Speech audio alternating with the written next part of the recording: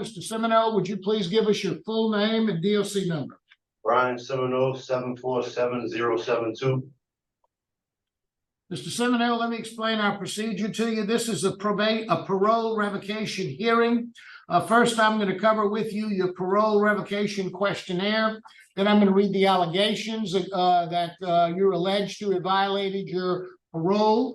And then you'll plead either guilty, not guilty, guilty with a statement, or not guilty with a statement. Then we'll have a full discussion about the allegations. Then you'll have an opportunity to say whatever you'd like to say to the board, and we'll vote. You understand our procedure? Yes, sir. Do you have before you your parole revocation questionnaire? No, sir. Okay, I think we can put it up on the board, and you should be able to see it. Can you see that? Yes, sir. Okay, is that your signature at the bottom of the page dated June 27th of 2023? Yes, sir. When you filled out that questionnaire, were those answers all accurate and correct?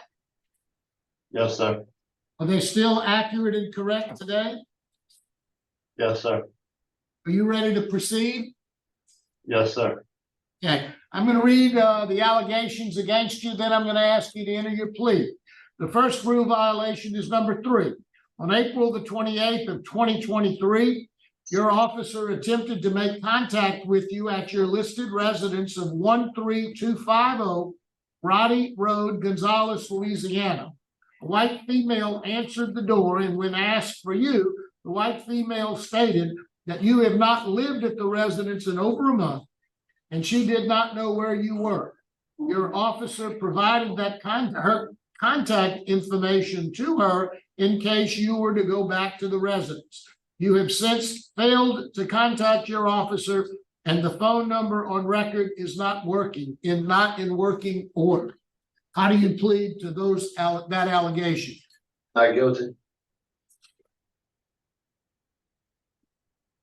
Number 4, you were arrested on May the 24th of 2023 by the Assumption Parish Sheriff's Office, booked as a fugitive warrant from Iberville Parish. The warrant is for cyber stalking and improper telephone communications. How do you plead to that allegation?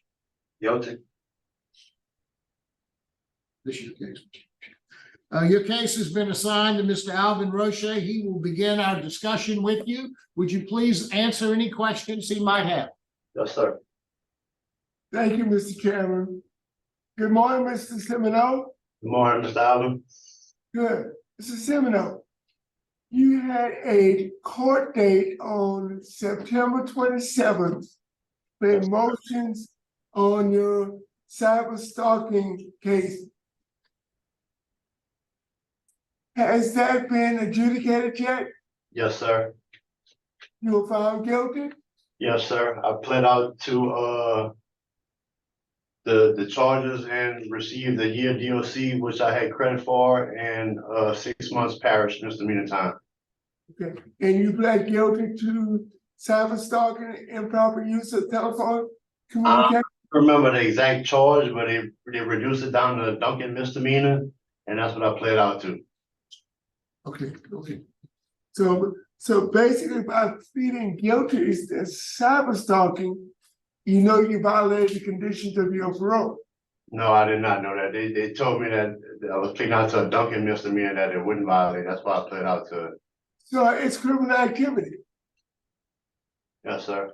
Condition number 4 says you should not engage in any criminal activity. Yes, sir. Am I correct? Yes, sir. And where were you? And I may be mixing this up with another case, but you were working in Florida, right? Yes, sir. And then you came back to Louisiana. Yes, sir. For my daughter's birthday. Okay, so when you were in Florida, how long was your travel permit? How long were you allowed to stay in Florida?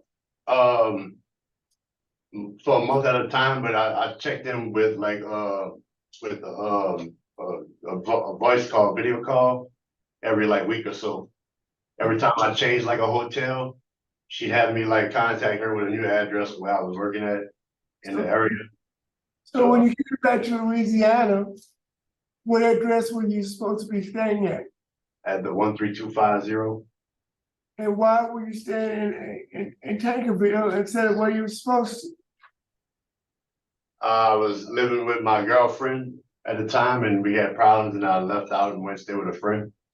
So you were in contact with your parole officer the whole time that you were in Florida and you knew the procedure, but when you came back to Louisiana, you just did what you want to do and stayed where you want to stay. Yes, sir. Because you had your parole officer's telephone number, Yes, sir. but you are all purposely trying to avoid your parole officer